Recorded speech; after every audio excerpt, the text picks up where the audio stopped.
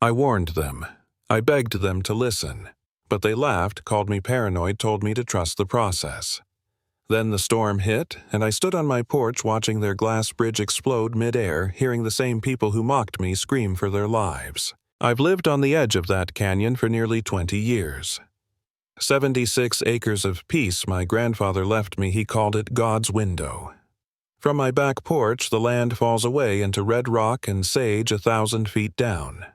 No traffic, no neighbors, just sky.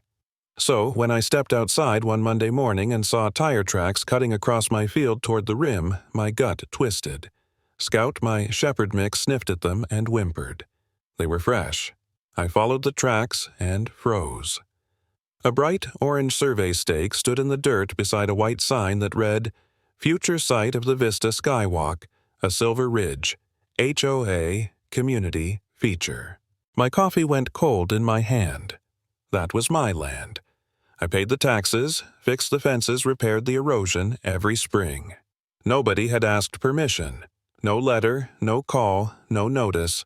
Just that smug little sign like they already owned the place. I drove straight home, dug out the deed from my safe parcel 42B, 50 feet past the canyon rim. My grandfather's signature still burned into the corner.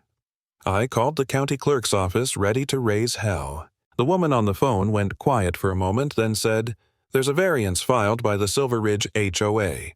Approved last Friday." Approved. They can't approve what isn't theirs. They cited an easement from 1982. I laughed out loud. The HOA didn't even exist in 1982. "Sir, I'm just reading what's in the file." That night, I drove down to the HOA office, the kind of faux Tuscan monstrosity that smells like lavender and arrogance. The receptionist looked me up and down. "Do you have an appointment?" "No," I said, "but I have a canyon." She didn't even blink. "You'll need to submit a dispute form and attend the next open board meeting." "When's that?" 3 weeks. "They'll have bulldozers out there by then." She smiled like I'd made a joke. "Then you should hire a lawyer." I left before I broke her glass door. 2 days later, I woke up to the sound of heavy engines. Bulldozers, 3 of them rolling right through my fence line like they owned it. I stood in their path, heart hammering. The foreman yelled, "You, the owner." "Damn right I am. Turn those machines around. Talk to the HOA, buddy. We've got permits." "This is trespassing." I pulled out my phone and started filming. "You're on private property under false authorization." He shrugged. "Suit yourself?" Then he waved his crew forward. Within hours, sagebrush was ripped up by the roots. Trenches carved into the earth I'd spent decades protecting. They brought survey drones, PR reps, even a glossy brochure calling it the Jewel of Silver Ridge.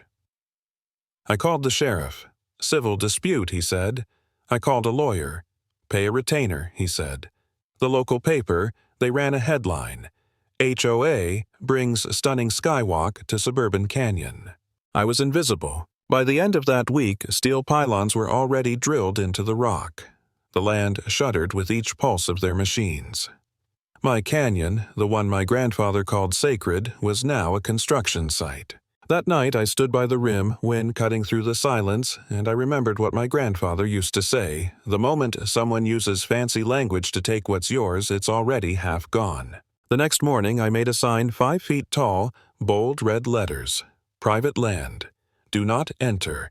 Legal action pending. By noon it was gone. Replaced with an HOA notice that read, "Authorized Development Zone. Violators will be fined." That's when I realized what I was really fighting. Not just trespassers, but entitlement dressed in khakis. I started filming everything. Every stake, every truck, every crushed cactus. I built a folder labeled Skywalk Evidence. I sent it to the county, to the news, to anyone who'd listen. Nobody cared. Then came the email. From Martin Daly, the HOA president. Retired real estate guy with a politician's smile and a soul made of paperwork. "Dear Mr. Royce," it said, "your concerns have been reviewed and dismissed. Further interference will result in legal action." Legal action for defending my own land. I didn't sleep for days. Scout paced the porch every night, sensing my fury. Then I noticed something worse. The bridge was growing fast. Steel and glass jutting out over the canyon like a scar, and from where I stood I could already tell it was wrong. The anchors too shallow, the rebar rushed, the welds uneven. They were building a death trap. I posted photos, even slowed drone footage showing hairline fractures in the panels. Still no response. That's when an email came from a stranger named Walter Lanning, retired structural inspector. "I saw your footage," he wrote. "That bridge is being held up by vanity and zip ties. Mind if I take a look?" He drove out 2 days later, old guy in suspenders carrying a thermal scanner. We spent hours measuring from my side of the fence. Finally, he lowered the scanner and said, "If the wind kicks up, she's done." He drafted a report. I sent it everywhere, no reply. Then the weather alert started. Spring front Nora. A fast-moving storm coming in from the northwest. Gusts up to 70 miles per hour. I felt the air shift the night before it hit, too warm, too still. The kind of silence that makes your skin crawl. The HOA.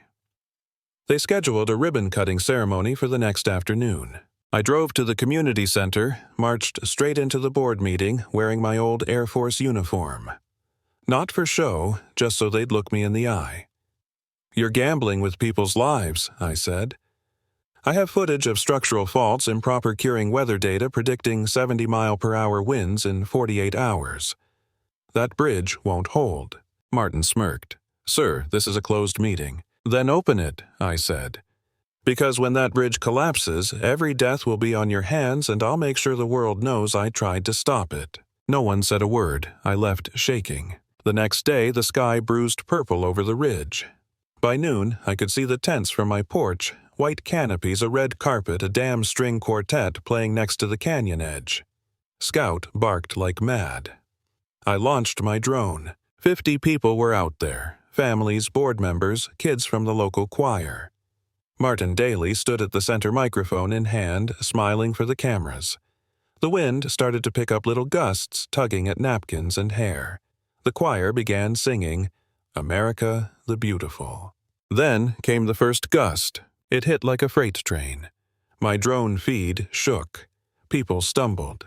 The bridge moaned a deep, awful sound I'll never forget. Then, crack. A single glass panel fractured down the middle. Screams erupted. Someone fell to their knees crawling. I shouted into my radio, "Dispatch, this is Royce at Canyon Ridge. Structural collapse in progress. Multiple casualties likely. Units en route," they said. ETA 7 minutes. 7 minutes was too long. I dropped the radio and ran. Scout bolted ahead, wind howling like an animal. When I reached the rim, the bridge was already half gone, glass shattering cables whipping like snakes. I saw kids huddled near the far end, trapped. Cynthia, one of the board members, was there, hair torn loose, makeup streaked down her face. "We can't move," she screamed. "Crawl," I yelled. "Stay low and move." I clipped into my old harness, crossed the maintenance catwalk underneath every step, fighting the wind. The bridge groaned like it was alive. I climbed up, grabbed a kid, shoved him toward the exit. One after another they crawled. Behind me, the last cable began to scream a sound so high it cut through the storm. I grabbed Cynthia's arm. "Move? I can't. Now." She ran. The second she hit the platform, the whole span behind us dropped. The sound was like thunder splitting open. I felt the ground vanish, then the rope jerked me sideways. Pain exploded in my shoulder, but the harness held. I dangled over the canyon as glass rained around me like ice. They pulled me up 20 minutes later, shoulder dislocated, ribs bruised but breathing. The bridge was gone completely, a twisted skeleton of steel swaying over nothing. I sat there in shock, Scout pressed against my leg, wind still tearing through the wreckage. Martin stumbled past on a stretcher, face white as ash. He didn't look so smug anymore. News crews came within hours. Drones, cameras, microphones circling like vultures. Cynthia told a reporter, "We were misled. We trusted the engineers." I stood up and said quietly, "No, you ignored every warning." 2 days later, the town hall overflowed. Residents screaming, waving medical bills, photos of injuries, chunks of broken glass in Ziplocs. Martin read from a statement blaming unforeseen weather. Someone shouted, You ignored Royce's warnings. I walked to the microphone, every muscle aching but my voice steady. 2 months ago, they built that bridge on my land. I sent the emails, filed the complaints, showed them the cracks. They fined me for trespassing on my own property. I held up a flash drive. Everything you need footage permits proof they faked the easement. It's all here. The room erupted. People yelled, "Fraud.